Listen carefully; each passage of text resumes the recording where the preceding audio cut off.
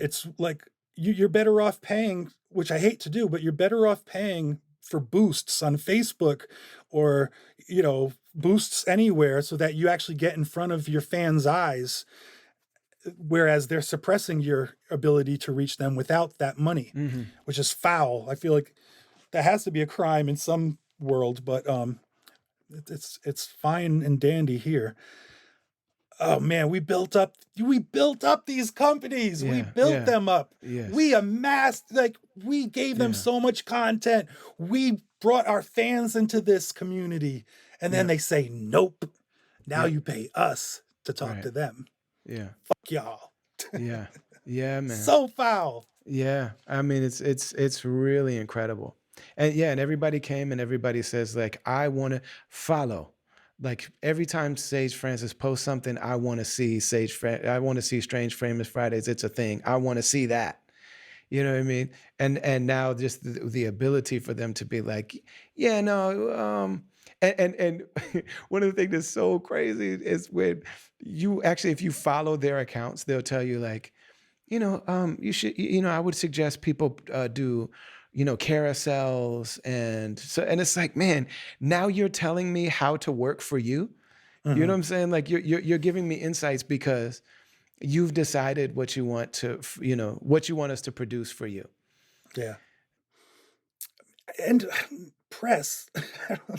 Uh, I mean, even as far back as 2010, when I was on a huge label, Epitaph is a very, very big label Yeah. with a huge staff. I had Shepard Fairey do my album cover. I mean, he did the Obama poster, the Hope Yeah. poster. Yeah. That was So, huge. I had him do the album cover. I had um, some of the top indie rock groups doing all the songs on the album. It's like this wasn't just for the typical Sage Francis fan. This was us trying to branch out into other listenerships. They Hmm. couldn't get any press for that album. I mean, my most famous song probably is "The Best of Times," is on that album with like my favorite composer who did the Amelie. He scored the Amelie movie, did a whole bunch of other stuff. But to me, that was a huge deal. But that song to this day is like people are crazy about it, and we couldn't get radio for it. We couldn't get anything for any of the album, and I was like, you know what? It got This might radio be later. It just was with a different guy. what's. Oh yeah, that's true. But we talked about that too. Like I talked about that with the label. I was like, "Yo, how is this blowing up?" And you couldn't do anything with Best of Times. I mean, Yeah. he's doing Best of Times. This is the same fucking thing, same fucking video, everything, like the same idea. Hmm. But I think I probably took a big hit. Um, I definitely took a big hit financially, but I took a big hit to the spirit where I said, maybe it's over for me. Maybe this is Hmm. like I've reached the end of the road. Me just putting all this work in for what? And me trying to branch out like blah. So I quit for like 4 years. Like I did take that break before my next solo release. And Yeah. now I took an even longer break after, but that solo release was the first studio album that I released on Strange Famous Records. Um, and that was scary. And I switched distributors right before doing it. So this was just a huge gamble on several levels, but we charted and we did super well, as like did it as well as Epitaph could do with a huge staff, just with our small community of people who cared about the project. And yeah, so that was a big win for Strange Famous as a label to prove itself on the big boy scale. Like we can do what the big boys do. We're not always doing that, but um I don't need like the big machine. Sometimes I want to use the big machine because I don't want to do all the work. But Hmm. And there's something about it's interesting, like this other person that we mentioned that remade our music and made a pop version of what our community did and got all the recognition for it. And it's like, man, seeing LP and Killer Mike have the level of success that they had mhm, when they really stuck to their guns, like they yeah, did that. Those are some of the only people that I've known that have been able to just be themselves. Like LP did the same. It's almost the same format or um, it's the same concept that he's done several times. You know what I mean? right. And this just happened to be the time that finally caught on. And it just makes me it gives me so much, like, I feel grateful for him, you know what I mean? Yeah. And it gives me a certain degree of hope that, like, man, that there is something that can still come from this. And Yeah, if he was the downtrodden for a while. Like LP was like after the Def Jux thing, yes, after that stopped, and he released Cancer for Cure or whatever else he did. He noticed his numbers were dropping a lot. People weren't coming out as much to the shows.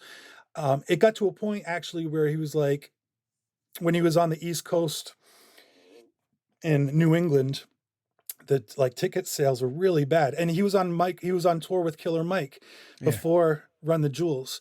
yeah, And he kind of reached out like, yo, do you think you could help out in any way or jump on one of these shows? And I worked it out where I think I got B Dolan on the show and I would like a special guest or something. But to so I went up to the main show and just to be in that energy, like I could feel like the feeling of disappointment and like for all for as much, like I'm thinking as LP now, but for as much as I've done, this is where I'm at right now, yeah, this is what I'm dealing with right now, yeah, this is fucking bullshit. yeah. So yes, when he blew up finally after all that he's done in hip hop, that's And a big win. didn't change a thing.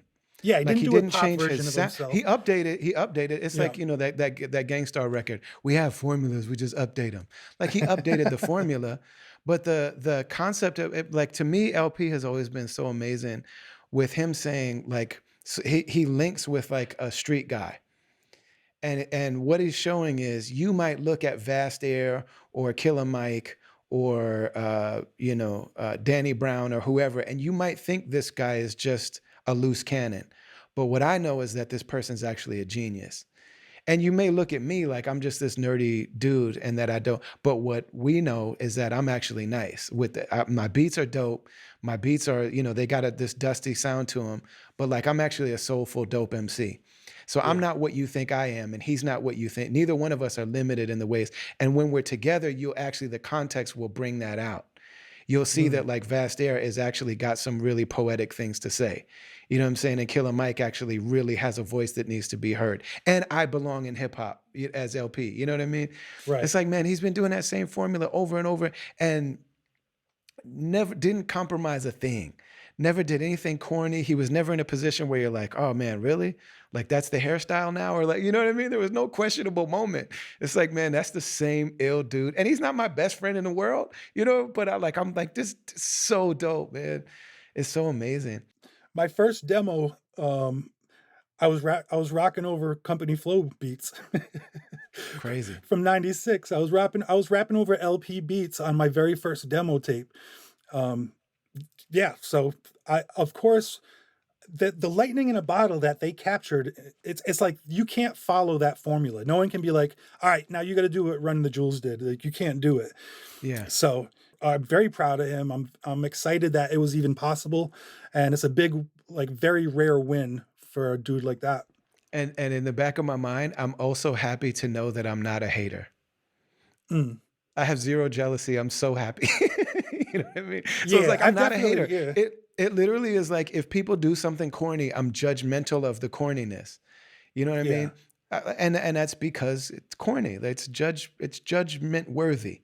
You know what I'm saying? But for somebody to stick to their guns and to be who they are and to do what they believe in, and I think he obviously learned some things along the way about, you gotta, if you have the right logo and how important some of these certain things are. Oh And yeah. you know what I mean? Like, they learn things along the way, but there's nothing about what they've done that I can't stand behind, you know?